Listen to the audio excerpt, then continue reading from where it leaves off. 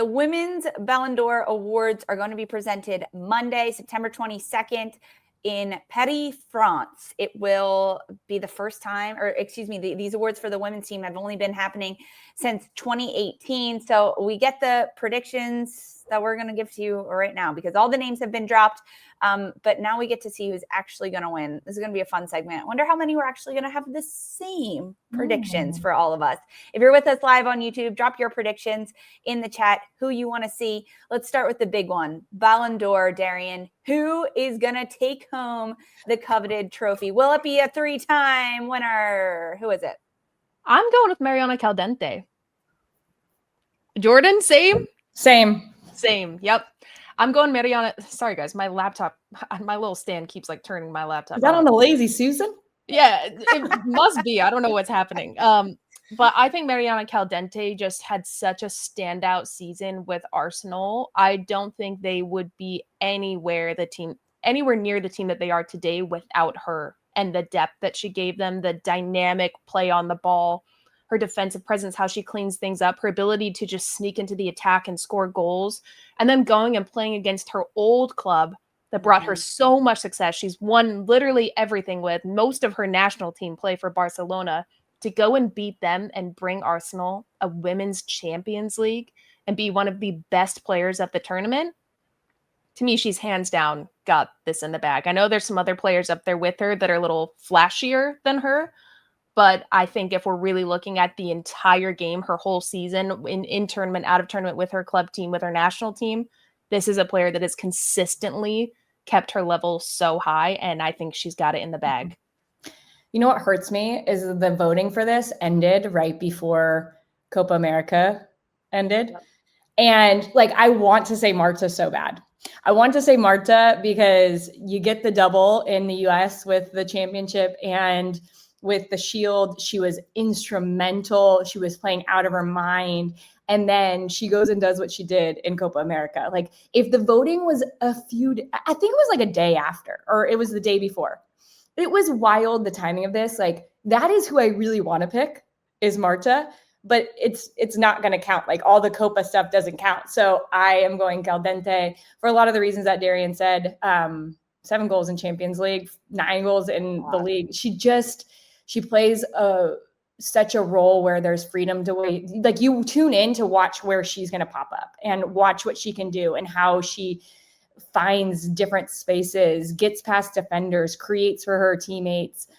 I just thought she was a joy to watch. And that's what you want from this type of player. Like, you want to be watching the games because of what they can do. Yeah, there is an element of European bias, though, in these Ballon d'Or awards. Yes. And I think that also hurts Marta and what her tremendous achievement was with Orlando and bringing 2 trophies to a club that was trophyless prior to last season, of course, and what she did with Copa America.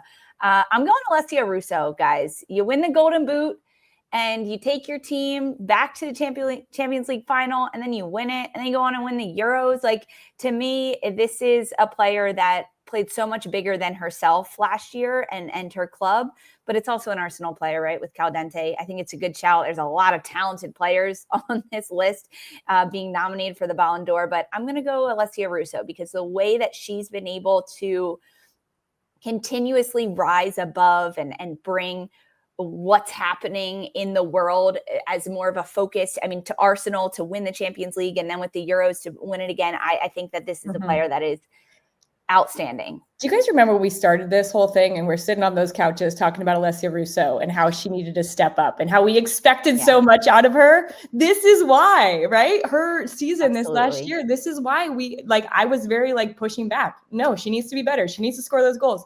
Man, what a season she had. I like that shout, Lisa. Yeah. Great shout. Full circle here.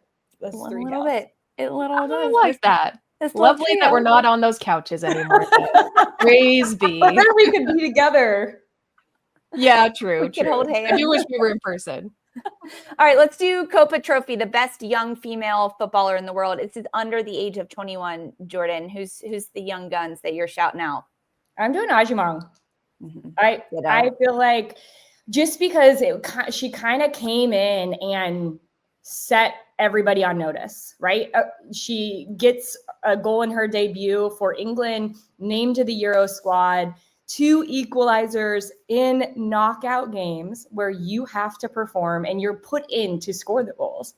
And you do score the goals. Yeah. I feel like, and she was named Young Player of the Tournament. I just like the rawness about how she plays. It's really natural, right? She finds the spaces that feel right to her. And she is a fox in the box. Like, she is finding the ball and putting it in the back of the net. So there were really good players on that list, but I think she tops Caicedo for me just because of how quickly she made everybody say, "Ooh, what is that doing there? Like, how do we not know about this player?" And now everybody knows. I think Vicky Lopez, also on the nominee list, was one that I was hoping for a lot this year. And I think that maybe it's a little recency bias of the Euros, but Michelle Agiman, hands down, took on her role as being a game changer for England very seriously. And no matter when she came onto the pitch, in the 70th minute or the 90th minute, she was going to bring so much life and intensity and be a player that absolutely changed the game for how England played, and not just the 2 goals in the knockout rounds to keep the team going. But I think the energy that Agiman brought, and it's hard to do that as a player off the bench, especially when you're 19. And she absolutely performed and punched above her weight. Yeah, I echo everything you guys said. Retweet. Agiman, to me, has it in the bag, but also everything you guys said. But in spite of all the racism that she was dealing with at the Euros, screw those people. Her and Jess Carter, I think, handled it so well, but especially such a young player that we didn't know much about, to deal with that in the midst of everything else going on that comes with playing in a major tournament, representing your country for the first time, going and scoring goals, being that game changer, putting away your penalty. I mean, I think there's no question that she should win this award, but like, by far. Yes, there's other big names on this list as well, but I don't think, especially with the recency of the Euros, it would go to anity else. And how quickly Agiman kind of came onto the scene and made a splash of a name. All right, let's do best female goalkeeper in the world. I'm going first with this one. Okay. I am going to go with a player that won the domestic treble and then went on to win the Euros, because Hannah Hampton faced a lot of scrutiny as, is she going to be the number one? Can she do it? What's going to happen at Chelsea? And absolutely rose to the occasion and performed well above the expectations that were set for Hampton, I think, on the global scan and global scene of things. And I was just really impressed with how Hannah Hampton grew as a player this year, being able to be a little bit more versatile in the way that she was playing out of the back with both club and country. So I'm going Hannah Hampton for this award. I like it. I mean, can we really argue that it's going to be anybody else? I would love to honorable mention Anne Katrin-Berger, though, because the iconic save, the deflection off, the save against, I believe it was France. I think she had a couple of massive saves, but the absolutely viral moment in that match was the deflection off of her own defender, and she tracked back, saves it off of the line. And then just watching her club play with Gotham, we're lucky to be able to watch it week in, week out, and just see how incredible she is with her feet on the ball. I think out of this list, she's the best goalkeeper. Did she get as far as Germany that she would have liked with Germany in the Euros? Absolutely not. I think then that we would be talking about her being the winner of this, but also another shout out to Chiamaka Nnadozie from Nigeria, winning WAFCON once again with Nigeria, with the Super Falcons, and then going and balling out with Albion, with Brighton. I think that that's a really big player that we need to keep our eyes on in the future, and maybe she'll be more of a contender. But Hannah Hampton has it in the bag. Lisa, you teed it up perfect. You teed it up great, Lisa. Great job, guys. All right, Club of the Year. We're going Club of the Year. Darian, I'm starting with you. Who wins it? This one's hard for me. I'm going to go with my Pride girls. You know why? Why not? That's what I picked. Me too. Really? Team on 3. Come on, Pride. Make up for my harsh words earlier. I just think the way that this club has turned things around, the reinvestment into the players, Orlando for a really long time has looked at one of those bottom 3 teams in the NWSL since their maybe second year in the league. And I think that their ability to turn this around, you have players like Marta Ovalle coming to this team, a Barbara Banda. They're showing that they develop players like a Carrie Abello. They have an incredible coach like Seb Hines in there. I just think that this is a club that has showed that there's so much more potential than anybody thought for a really long time. And this last year, especially the championship, really proved it. So I'm going to shout out my Pride girls. For me, it's the turnaround, right? If you look at those other clubs, consistently dominant. They spend a lot of money. They don't have to deal with the salary cap. They spend a lot of money. They win championships. And I get that. There are, I doubt that the Pride are going to win this just from how voting goes. Right. But I think because of the turnaround, because of the way that they were able to win the Shield in a dominant way, set all these records, shutouts, points, everything that the Pride did last year feels to me like they should win this because it was such a big turnaround and they put NWSL on a map in a really great way. Absolutely. So we all want Orlando to win.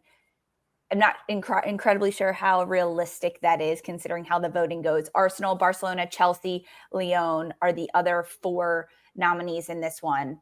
I think who will win it? I think Arsenal will, honestly. I think that this is a club that could actually pick it up. Do you guys have, if you want Orlando to win it, but Jordan, you said you're not sure they actually will, who realistically do you think will win it? Yeah, I probably will be Arsenal or Chelsea. That's my thoughts with that, but I don't know. I'm hoping for a mix up here. Mix it up, people. Ditto. Yeah, realness is probably Arsenal or Chelsea. Yeah. I don't even think we've seen a turnaround enough with Michelle King and how are we saying it in the American version? Leones. I don't know.